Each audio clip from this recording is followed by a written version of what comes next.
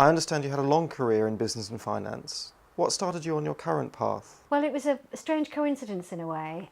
In my late 30s, I was quite poorly, and I was told that I'd be in a wheelchair by the time I was 40. And that sort of galvanised me a little bit. I didn't like that idea. So I started looking into alternative ways of getting better. And I took up nutrition and allergy work and found I actually made myself well again. And that started the journey. And after that, of course, I added more and more alternative and complementary skills. What was the first area you studied? Well, it was nutrition and allergies to start with, and I got pretty hooked on that, to be honest. And I started a practice alongside my day job, if you like, which is a business consultant.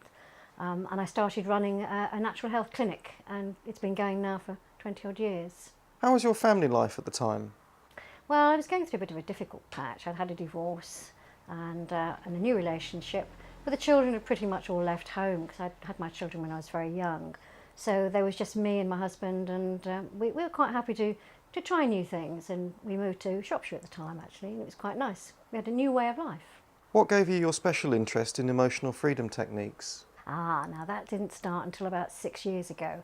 My sister had been introduced to it, and it's an American thing, and I'm afraid at the time I thought it was a load of rubbish, but there you go, you live and learn.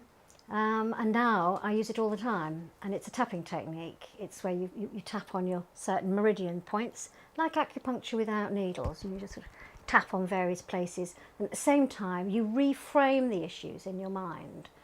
So it's a very in-depth way of getting yourself straightened out and better, gets rid of the blocks in your life that stop you from doing things. So what took you into coaching? Right, well, there again, I think I've been a coach more or less all my life because I've been a business consultant, an IT trainer, so I've always been teaching, and I like being able to impart knowledge. So whatever I learn myself, I tend to teach. So it's learn something and teach it, basically. I've done that all my life. And coaching just gave me the qualification, which I thought was necessary at the time. Trouble is, the world was totally populated by coaches, so I'm quite glad I had a natural health angle to it. What do you mean? Well, by running a coaching practice, plain and simple, too many people were doing the same. And a few years ago, I realised that matching coaching to EFT was the way forward. So I'm an EFT coach, emotional freedom techniques plus coaching, and plus all the other therapies that I already know. Did that change anything? It did in a way, yes, because, well, I got a lot more clients actually.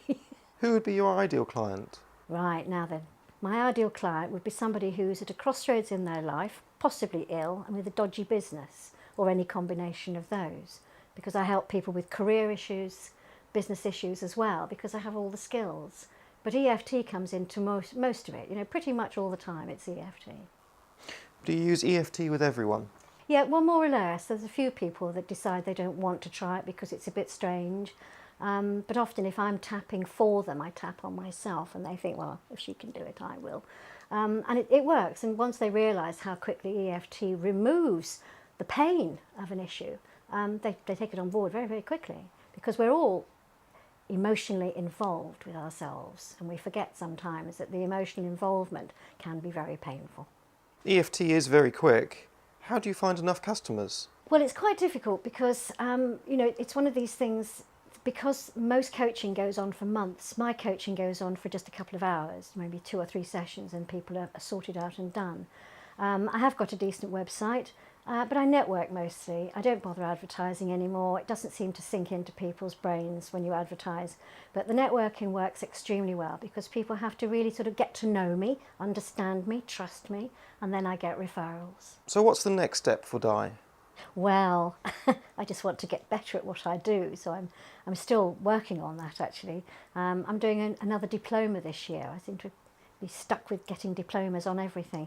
This is on cancer and serious illness support, so it's working with an NHS doctor and an integrated health practice, so it's complementary to normal medical help for people with cancer. And also I've just written a book, which is quite nice. Just written my new little book, which is available on the website now. And there again, this is a self-help book for people who are using EFT. And I've got another book to write, and I suppose that's what I'll have to do. It's getting well known and getting stuff out there to the general public. Di, thank you very much.